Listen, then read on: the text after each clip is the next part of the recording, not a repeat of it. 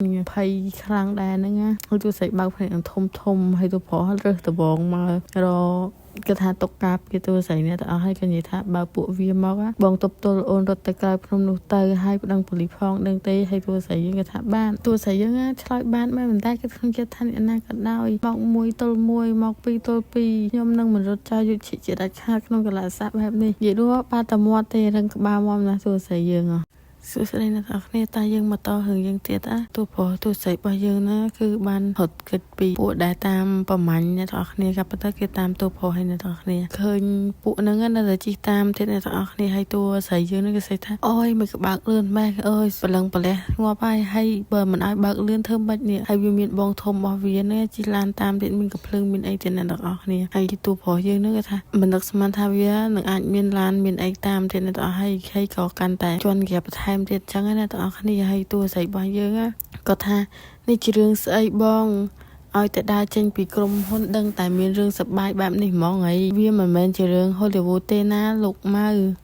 អូនភ្លេចហើយថាបងធ្លាប់ធ្វើអីខ្លះនោះពួកវាគឺមកសម្រាប់បងមិនមែនអូនទីយូឆេ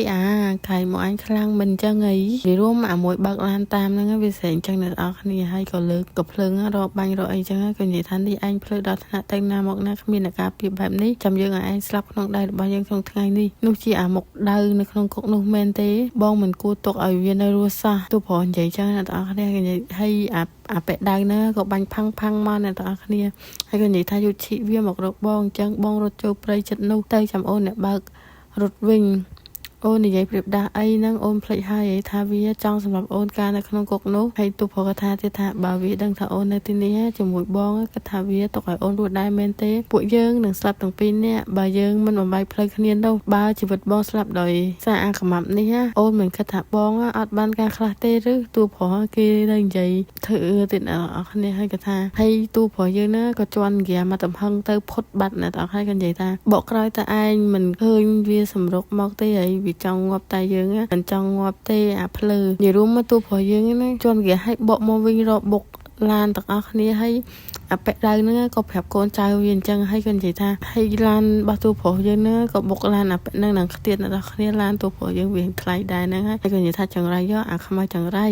ហើយក៏បាញ់កំភ្លើងផាំងទៅអ្នកនរគ្នាហើយមានអាជីម៉ូតូជាអីតាមអញ្ចឹងតែទូប្រុសយើងមានតែភ្លើអីជីចូលភ័យទុកឡាននៅក្នុងភ័យហើយក៏ដើរទៅទៀតហើយក៏ថាយើងទៅមុខទេអាដៅវាមករកបងអញ្ចឹងវាមិនឈប់ងាយទេពួកយើងត្រូវតែរត់ឲ្យលឿនទូស្រីប្រាប់អញ្ចឹងទៀតហើយព្រោះយើងមានភ័យអីចាប់មុខគេថាប់ក្បាលគេថាប់ថ្ងាសគេទៀតដល់គ្នាហើយក៏និយាយថាអូនដូចជាព្រួនក្នុងពួកបងអញ្ចឹងបងគិតអីក៏អូនដឹងទាំងអស់និយាយរួមមកមិនបាច់គិតរត់គិតអីទេនៅស្វីតនឹងទៅតិចទៀតគេមកបាញ់ហើយព្រួននឹងក៏មិនរស់ដែរមើលទៅ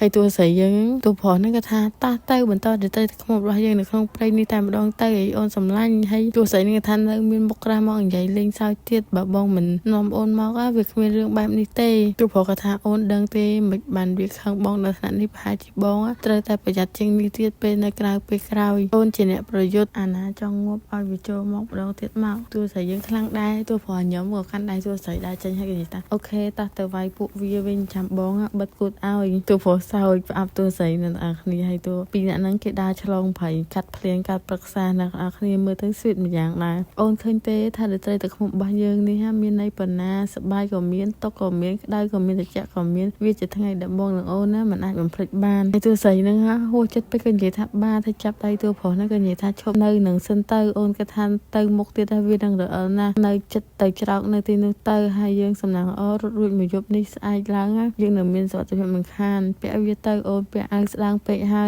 យទូប្រុសក៏ពាក់អាវដោះអាវខ្លួនឯងនឹងឲ្យទូស្រីអ្នកនរគ្នាឲ្យក៏អោបគេទៅនិយាយរួមមកឆ្លៀតចំណេញទៀតហើយសិតតាងាកមកឃើញអង្គើនៅព្រៃអ្នកនរគ្នាភ័យខ្លាំងដែរហ្នឹងណាហើយទូស្រីបើកភ្នែកធំហើយទូប្រុសរើសដបងមករកគេថាតុកកាពីទូស្រីនេះទៅអស់ហើយក៏និយាយថាបើពួកវាមកបងទប់ទល់អូនរត់ទៅក្រៅភ្នំនោះទៅហើយប្តឹងប៉ូលីសផងដឹងទេហើយទូស្រីយើងគេថាបានទូស្រីយើងឆ្លើយបានមែនតែគេក្នុងចិត្តថាអ្នកណាក៏ដោយមកមួយទល់មួយមកពីរទល់ពីរខ្ញុំនឹងមិនរត់ចោលយុទ្ធជាដាច់ខាតក្នុងកលៈស័ព្ទបែបនេះនិយាយរួមបាត់តែមាត់ទេរឹងក្បាលមកណាទូស្រីយើងទូស្រីបងគិតនឹងទូប្រុសថតពីមុខនឹងអ្នកទាំងអស់គ្នាក៏ឃើញភ្លើងពិលឃើញអីប្រចាំងមកគ្រាន់តែទូប្រុសលើកលបងឡើងហ្នឹងក៏មានអ្នកសម្លេងមនុស្ស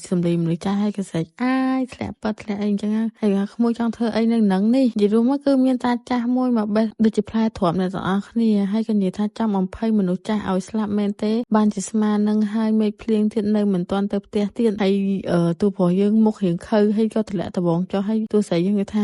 លោកពុកខ្ញុំនាំមិត្តមកលេងនៅព្រៃនេះពួកខ្ញុំមកវិញទូរស័ព្ទក៏គ្មានសេវាពួកខ្ញុំអាចទៅខ្ចីឆាត់លោកពុកសិនបានទេហើយតាចាស់ហ្នឹងនិយាយថាបថោហើយក៏និយាយថាតើក្មួយទៅវិញរបៀបណាតែងងឹតបែបនេះបើមិនប្រកាន់ទេមកផ្ទះអ៊ំសម្រាប់សិនក៏បានកូននឹងកូនភាសាអ៊ំទៅធ្វើការនៅឆ្ងាយអញ្ចឹងសាប់បន្ទប់មួយសម្រាប់ក្មួយស្នាក់នៅបានអរគុណលោកពុកខ្លាំងណាស់ទោះស្រីយើងនិយាយចឹងណាអ្នកនរគ្នាហើយគេថាបន្ទប់នេះក៏ក្តៅណាស់នៅពេលយប់បន្ទប់នេះក៏ក្តៅណាស់នៅពេលយប់ហើយអត់ទោសផងក្រែវាមានតែមួយអញ្ចឹងក្មួយអាចចែកគ្នាគេងបានទេអ៊ំចាស់ហ្នឹងក៏ច្អល់ទៅក្រែអ្នកទាំងអស់គ្នាក្រែតែមួយទេណាត្រូវហើយព្រោះបន្ទប់នេះជាកូននិងកូនភាសាអ៊ំអញ្ចឹងហើយវាមានក្រែតែមួយទេហើយគាត់គេធ្វើសើចហើយគឺហើយក៏និយាយថាក្រែងជាមិត្តនឹងគ្នាប្រុសសោះខ្មាស់គ្នាធ្វើអីទេទោះព្រោះយើងបានដៃក៏ទាញអោបស្មាទូស្រីនិយាយត្រូវហើយពួកយើងជាមិត្តល្អនឹងគ្នាមានរឿងអីដែលខ្មាស់នឹងគេងក្រែពីរនាក់នោះអញ្ចឹងខ្ញុំគេងនៅក្រោមក៏បានឯងគេងនៅលើក្រែទៅហើយទូព្រោះយើងសើចយ៉ាងចេញឆ្មិញសោះនិយាយថាលេងសើចច្រើនណាស់មីកាឈីប្រយ័ត្នត្រូវហើយក៏ចូលមកក្នុងបន្ទប់នឹងអ្នកនរគ្នានិយាយរួមមកបន្ទប់របស់គេនឹងទៅរៀបការថ្មីថ្មោងអ្នកនរគ្នាគេមានទាន់បកអាសេរីសួស្ដីអាពីពៀននឹងអីអ្នកនរគ្នាខែ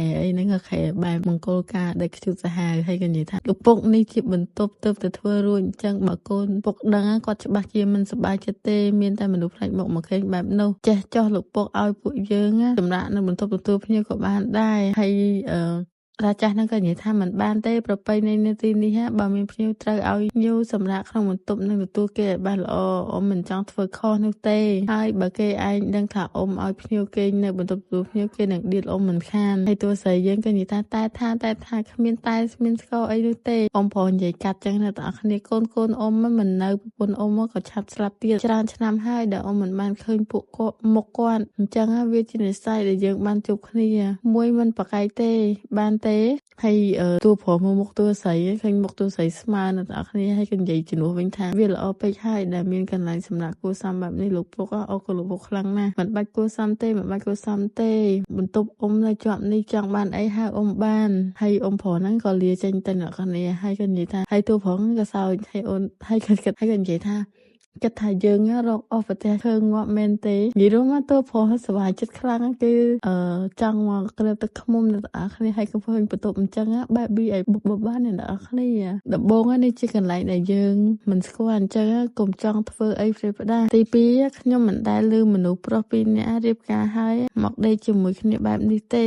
រឿងអីក៏អាចកើតឡើងបានដែរកង្ហៅតូចអូនគុំរំភើបពេកបានទេបងភ័យរំភើបស្អីទេខ្ញុំបាទគ្រាន់តែមិនចង់ឲ្យកន្លែងគេកខ្វក់ប៉ុណ្ណោះទូស្រីតបវិញហើយក៏និយាយថាកុំមកញ៉ៃញ៉ៃប្រយ័ត្នខ្សែយប់នឹងយប់នេះយើងគេងយ៉ាងម៉េចទៅសួស្ដីលោកប្រុសងើតឆឹងដូចគេបិទភ្លើងលោកកុំធ្វើអីបែបហ្នឹងកំពុងដោះអាវរៀបគេងអូនមិនឃើញទេហើយនិយាយរួមមកទូប្រុសដោះអាវដោះអីឃើញសាច់ដុំអំបីកង់ពួរអ្នកនរគ្នាទូស្រីយើងអៀនមុខក្រហមមុខអីទៀតអ្នកនរគ្នាឲ្យមើលគេដាក់ភ្នែកគេគិតថានិយាយរួមមកខ្មាស់អៀនខ្មាស់អីណាតែមិនដឹងរឿងដល់ណាទៀតអ្នកនរគ្នាអូខេឥឡូវយើងស្លេះប៉ុណ្ណេះសិនអ្នកនរគ្នាលឹបជូរប៉ា